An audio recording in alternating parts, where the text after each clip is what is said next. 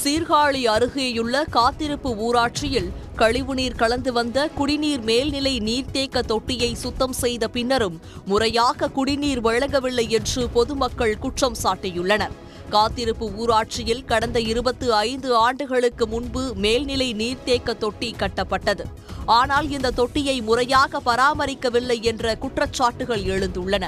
இதனால் வீடுகளுக்கு விநியோகிக்கப்படும் குடிநீர் சேறு கலந்து வருவதாக குற்றம் சாட்டும் மக்கள் அத்தியாவசிய தேவைக்காக குடிநீர் தேடி பக்கத்து கிராமங்களுக்கு அலைந்து திரியும் நிலை ஏற்பட்டுள்ளதாக கூறுகின்றனர்.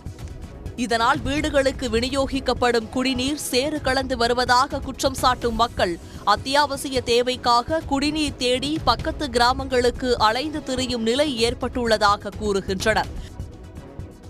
இந்த தண்ணியினால நிறைய பிரச்சனை, குழந்தைங்களுக்கும் சளி பிடிச்சிட்டு ரொம்ப ஜுரம் அடிக்குது, பெரியவங்களுக்கும் வயிறு வலி நிறைய பிரச்சனை வந்துருக்கு. நாங்கள் நிறைய இடத்துல மனு கொடுத்துருக்கோம், அதை பற்றி எந்த இதுவும் கிடையாது. எங்களுக்கு ஒரு அடிப்பம்பு வசதி கூட கிடையாது. தண்ணி இல்லைனா நாங்கள் ஊர் ஊராக அலையிறோம். ஒவ்வொருத்தரும் நிறைய சொல்லி பார்த்துட்டோம், அதனால பிரச்சனை தான் அதிகமாக வருது. ரெண்டுகிட்டையும் போய் சொல்லிட்டோம் எவ்வளோ தண்ணி வரல போகலன்னு. அவங்க தெரு தண்ணியவே நாங்கள் அனுப்ப சொல்கிறோம். சரி நாங்கள் பொறுமையாக அனுப்புகிறோன்னே வராதுன்னுது. இல்லை உங்கள் தண்ணியை கொண்டு அனுப்பி விடுங்க, கோயில் தெருவில் இருக்கிற தண்ணியை கூட இங்கே அனுப்பி விடுங்கன்னு நாங்கள் சொல்லியிருக்கோம். அதோட இருக்குங்க சார். இப்போ பசங்க தண்ணி சரியில்லை, வேற இதை விட்டாலும் அடி பைப்லாம் எதுவும் கிடையாது.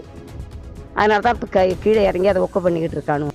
இந்நிலையில் மாசடைந்த நீர்த்தேக்க தொட்டியை தாங்களே ஒன்று சேர்த்து சுத்தம் செய்துள்ளதாக கிராம மக்கள் கூறியுள்ளனர்.